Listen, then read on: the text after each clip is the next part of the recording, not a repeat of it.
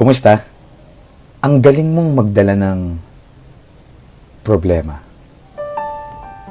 Kahit na may mga pagkakataong bigat na bigat ka na, hindi pa rin nahahalata ng iba.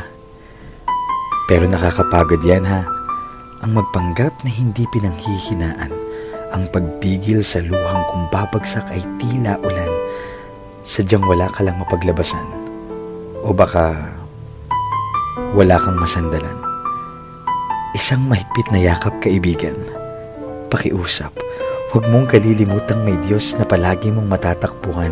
Hindi mo na kailangang magbuhat mag-isa kung anuman ang mabigat. Isuko mo sa Kanya.